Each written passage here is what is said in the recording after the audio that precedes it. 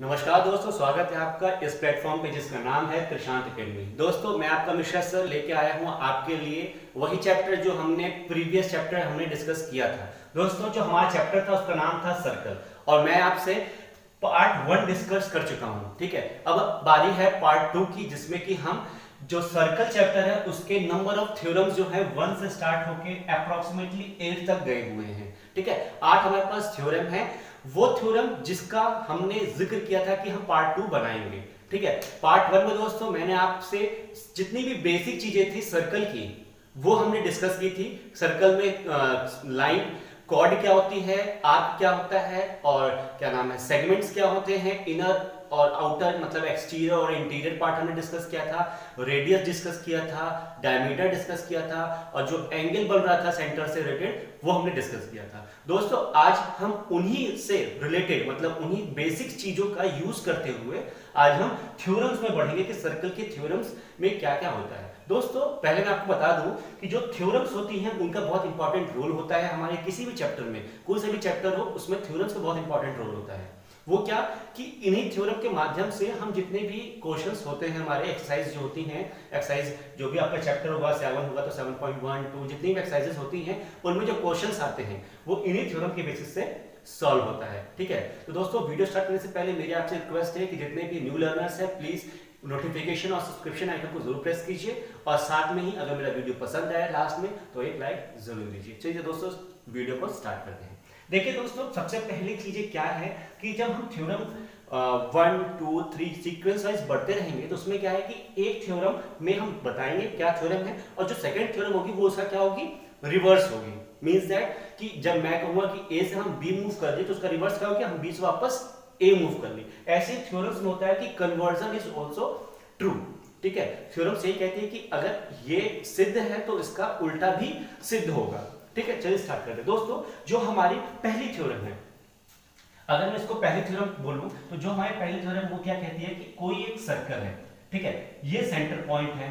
दोस्तों, जब हम कोई भी इक्वल कॉर्ड बनाते हैं, मींस दैट कॉर्ड तो आप जानते हैं ना, अगर मैंने ये कॉर्ड बनाया और एक ये कॉर्ड बनाया, ठीक है, ये क्या है दोस्तों, ये ए और ये क्या है बी, ये क्या है सी और ये क्या है डी।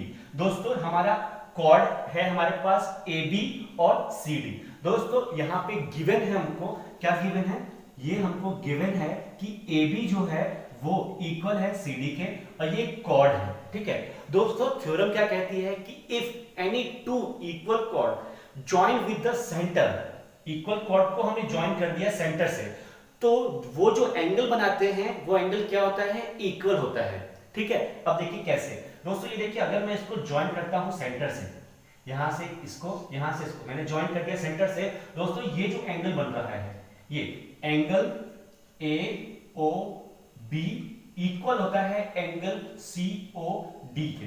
दोस्तों, ये तो आपको पता ही होगा कि जो भी कॉर्ड होती है वो एक एंगल बनाती है सेंटर से, ये तो पता है। लेकिन अगर सेम लेंथ की कॉर्ड एक और हम बना दिए, कहीं भी बनाइए आप, यहां बना दिए, यहां बनाइए, कहीं भी बनाइए, उसी लेंथ की कॉर्ड अगर हम बनाते हैं तो दोनों का जो एंगल है वो इक्वल हो जाता है। वो कैसे होता है दोस्तों, ये देखिए, मैंने आपको ट्रायंगल चैप्टर में जो कॉन्ग्रुएंसी रूल है उसको बताया था। दोस्तों, आज हम उसी का यूज करेंगे, congruency rule SSS, means that side side side. अब देखिए कैसे। दोस्तों, मैंने गिवन कर दिया है कि AB और CD बराबर है, मतलब ये और ये बराबर हुआ, और ये पॉइंट जो है, ये पॉइंट यहां से लेकर यहां तक की डिस्टेंस को हम क्या कहते हैं, रेडियस कहते हैं। सो रेडियस तो सबका कॉमन ही होगा, मींस दैट सर्कल का जो रेडियस है वो कॉमन होगा ना। ठीक है, तो रेडियस में क्या होता है कि ये वाला जो डिस्टेंस है इसके इक्वल होगा। ठीक है, और जो ये वाला डिस्टेंस है वो इसके ऊपर, मतलब क्या ये भी चारों सब इक्वल है ना, तो सारे साइड्स क्या हो गए, इक्वल हो गए। दोस्तों, जो SS रूल से ये क्या हो गया, इक्वल हो गया, कॉन्ग्रुएंट हो गया। तो दोस्तों, क्या हो गया कि जो एंगल है सस्पेंडेड है वो क्या हो गया, इक्वल हो गया। ठीक है, तो थ्योरम नंबर 1 यही कहती है कि अगर ये गिवन है तो ये हमारा प्रूफ होता है।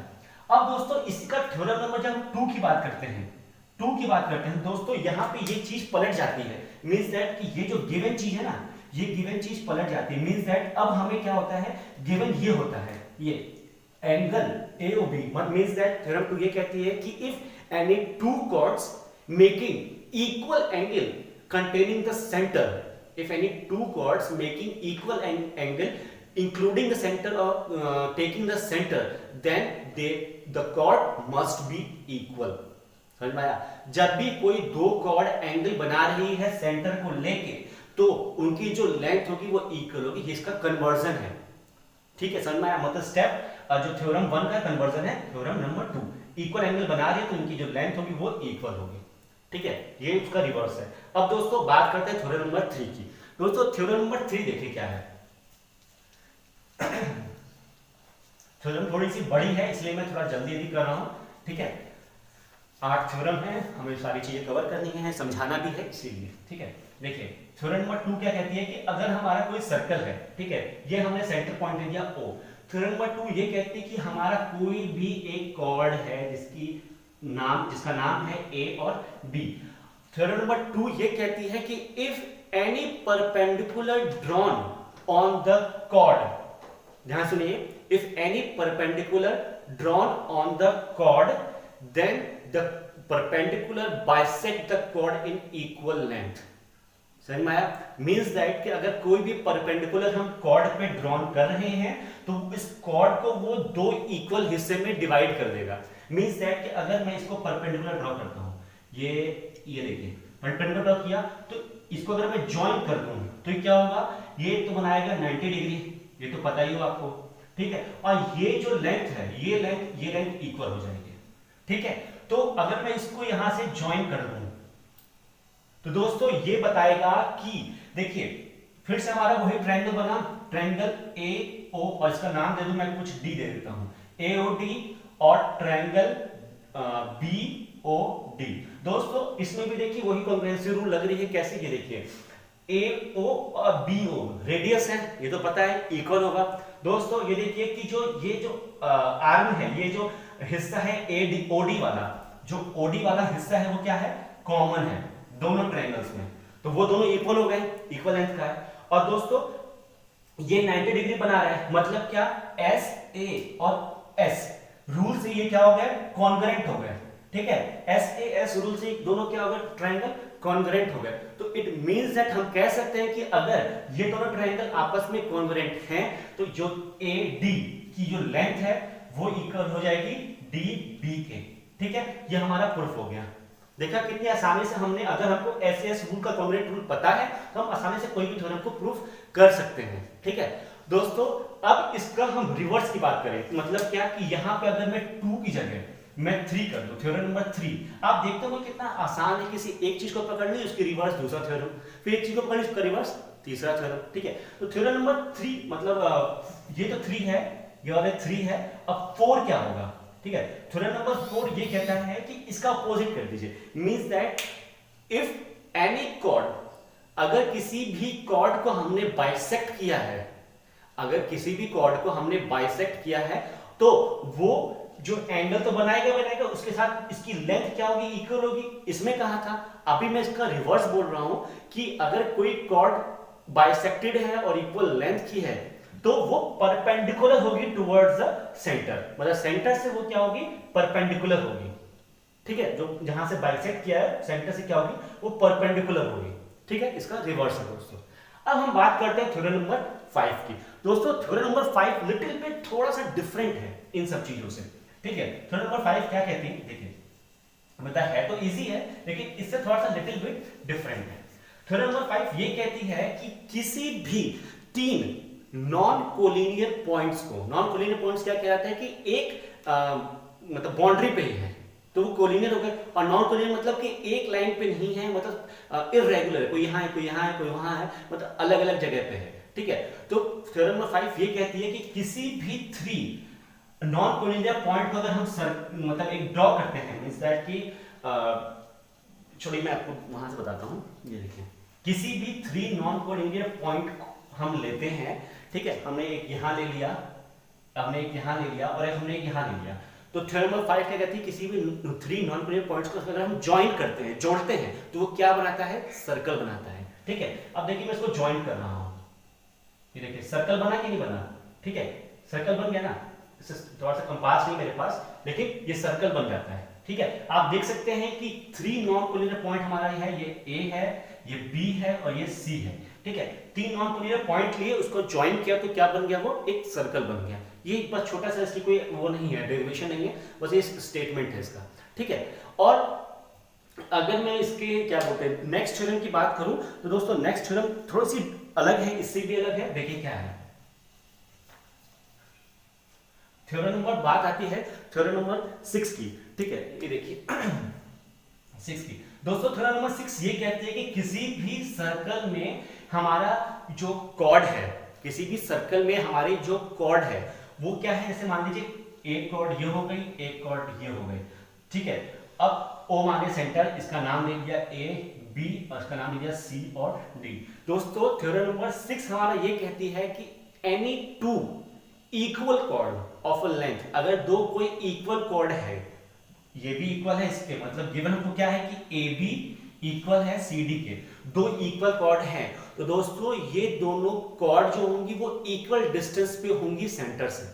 ठीक है, सेंटर से ये इक्वल डिस्टेंस पे होंगी, ये बता रहा है। मतलब ये जो डिस्टेंस है दोनों का, ये मान लीजिए E है, ये मान लीजिए F है, तो दोस्तों जो OE है और ये क्या होगा OF होगा, ये दोनों डिस्टेंस क्या होंगी, सेम होगी। मींस दैट कि टू इक्वल कॉर्ड है, अगर कोई दो इक्वल कॉर्ड है तो क्या होगा कि सेंटर से दोनों का डिस्टेंस क्या होगा, सेम होगा। ठीक है, अगर मैं इसी का रिवर्स कर दूं, थ्योरम नंबर 7 की बात कर दूं, ठीक है 7 की बात करूं तो क्या होगा, इसका रिवर्स क्या है कि अगर मैंने क्या बताया, दो इक्वल कॉर्ड है और डिस्टेंस सेम है, 7 में रिवर्स कर दूं कि अगर कोई कॉर्ड्स इक्वल डिस्टेंस पे हैं तो वो कॉर्ड्स क्या होगी, इक्वल लेंथ की हो जाएंगे। मींस दैट आप यहां कर सकते हो इक्वल कॉर्ड सेम डिस्टेंस, ये हो गया हमारा थ्योरम नंबर 6। ठीक है, अगर मैं इसको रिवर्स कर दूं कि सेम डिस्टेंस पे कॉर्ड है तो इक्वल लेंथ के होंगे। ठीक है, इस आपस में एक दूसरे का ये रिवर्स है। ठीक है, अब बात आती है दोस्तों इंटरेस्टिंग क्या, थ्योरम नंबर 8 की, जो कि हमारा लास्ट थ्योरम है इस चैप्टर का, और उसी से रिलेटेड थ्योरम मतलब हम अभी बताएंगे आपको क्या है थ्योरम नंबर 8 की, उसके रिस्पेक्ट में हमें क्या बोला जा रहा है। थ्योरम में क्या कह रहा है कि आर्क के बारे में बात कर रहा है, क्या आर्क के बारे में। देखिए हम आर्क, मैंने आपको बेसिक चीजें बताई थी कि एक सर्कल है, इसका सेंटर O मान लिया, अगर मैं इसको दो पॉइंट लेता हूं A और B, दो पॉइंट लिया तो आर्क किसे कहेंगे, AB को करेंगे और ऐसे ड्रॉ करते हैं। थ्योरम नंबर ये क्या है, 8th है।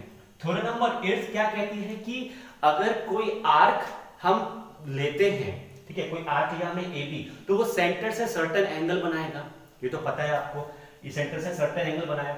अब दोस्तों बात आती है इसके थ्योरम के बारे में कि अगर सेम आर्क है, यहां सेंटर पे सर्कल बना रहा है, तो अगर वही आर्क कोई पॉइंट लेते हैं हम किसी भी सर्कल पे, मतलब इसी सर्कल पे कोई एक पॉइंट लेते हैं, मान लीजिए हमने ये लिया पॉइंट और हमने C नाम दिया, अगर इसको मैं जॉइन करता हूं तो दोस्तों ये जो एंगल बनाएगा सेंटर पे वो ट्वाइस होगा एंगल C के। Means that angle AOC is twice of the angle ACB। ये समझ में आया? ठीक है, जो ये आर्क है ये एंगल बना रहा है O के साथ, तो एंगल AOC, और ये आर्क सेम आर्क यहां बनाएगा C के साथ ACB, तो जो एंगल ये होगा C वाला होगा, उसका अगर हम 2 टाइम्स करें तो ये वाला एंगल आएगा। आपको देख के लग रहा होगा कि ये एंगल थोड़ा सा बड़ा है, ये एंगल थोड़ा छोटा है। ठीक है, तो हमारा थ्योरम नंबर 8 ये कहती है कि same arc when makes the angle the center, then it was twice the angle made by the same arc on another point drawn on the circle। ठीक है, अब इसका मैं रिवर्स कर दूं तो वही रिवर्स सेम होगा कि अगर कोई आर्क है, ये एंगल बना रहा है, ट्वाइस अगर आ रहा है तो वो सेम आर्क होगी, मतलब वो कहने वाली बात है, लेकिन थ्योरम नंबर वही कहती है। ठीक है दोस्तों, ये थी थोड़ा सा लिटिल बिट चीजें थी इसमें थ्योरम्स के बारे में, जिनके बारे में हमने डिटेल में एनालिसिस की है, और इसी के रेफरेंस से इसी का यूज करते हुए हम कॉन्ग्रेंस रूल को यूज करेंगे, या अब हम डायमीटर, रेडियस या एंगल्स के बारे में यूज करते हैं, या परपेंडिकुलर बाइसेक्टर आपने देखा है थ्योरम्स के बारे में। तो अगर इन्हीं सब का यूज करेंगे, माइंड में रखेंगे अपने, तो हमारी सारी जो एक्सरसाइज है वो धीरे धीरे सॉल्व हो जाएगी। फिर भी अगर कुछ भी डाउट आता है आपको तो प्लीज कमेंट सेक्शन में जरूर मेंशन कीजिए, ताकि आपके मैं सारे डाउट्स क्लियर कर सकूं। और लास्ट में मेरी आपसे यही रिक्वेस्ट है कि अगर सेशन अच्छा लगा, वीडियो मेरा पसंद है, तो प्लीज एक लाइक जरूर दीजिए और अपने दोस्तों के साथ भी शेयर कीजिए। तो आज के लिए बस इतना ही।